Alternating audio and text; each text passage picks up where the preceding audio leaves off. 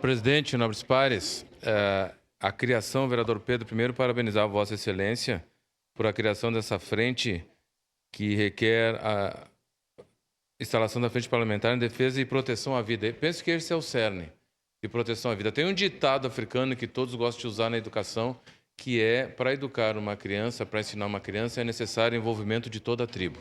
Então, cada um de nós tem que fazer o seu papel.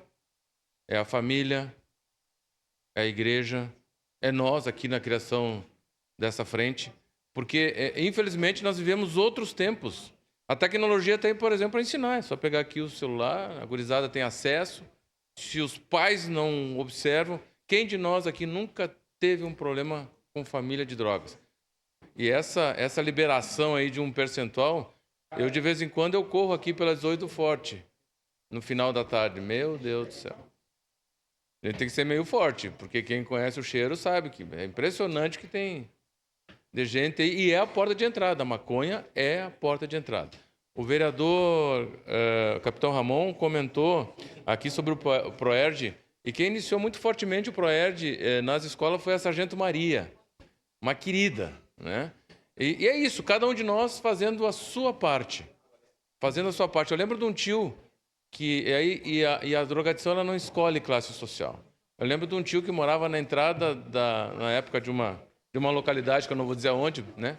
A gente tem que falar sempre positivo. Aí ele dizia o seguinte: era impressionante, em questão de 2, 3 meses. Aí a pessoa descia para comprar droga com um carro zero, daqui a pouco era um carro seminovo, daqui a pouco era uma moto, daqui a pouco era uma bicicleta e daqui a pouco ia a pé.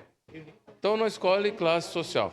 Se a frente vier e conseguir fazer o seu objetivo nesse envolvimento de toda a tribo, vereador Pedro, penso que já cumpriu o seu objetivo. Então, votarei favorável porque a drogadição, infelizmente, para os nossos jovens, é a grande entrada para a perdição. As crianças têm que saber que escolhas positivas, consequências positivas, né? Se escolher a drogadição, é consequência negativa. Votarei favorável, vereador Pedro. Em declaração de voto, vereador Andressa Marques.